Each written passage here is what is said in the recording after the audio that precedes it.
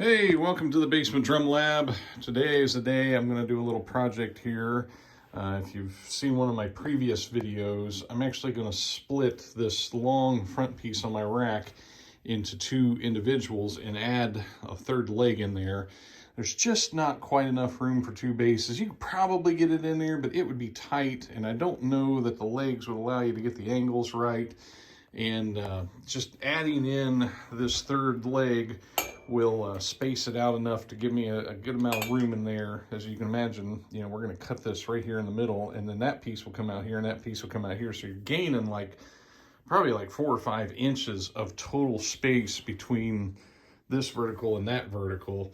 And I actually I wanted a place where I can mount my snare once I finally get the real snare. I'm getting the Star Classic in that same finish. I'm getting the 6.5 version. Waiting for it to come from Tama still, but you know, I've just got this old Premier snare in here so I can get my spacing, and I'm just kind of working on things. But I've cleared all the racks off this bar, and so my hope is that I can pull it out and then everything will stand on its own while I can take that bar out to the garage and cut it, and we'll see how this goes.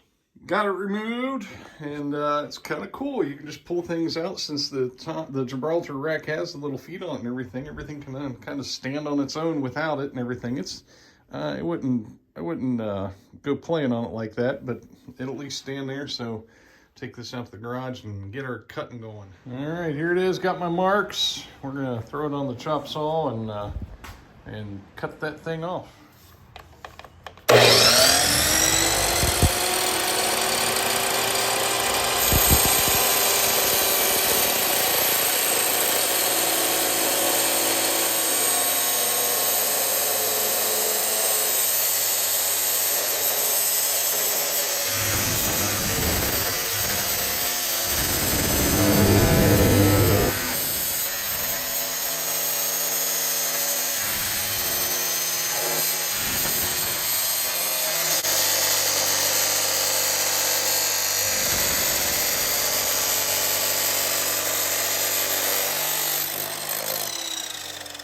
Well, there they are. Not the prettiest of cuts, but they'll be inside the clamp, so I'm just not worried about anything looking not the prettiest. But throw a couple memory clamps on this then and throw them back in downstairs. So thankfully, a purchase that I made recently came with 2 pairs of clamps.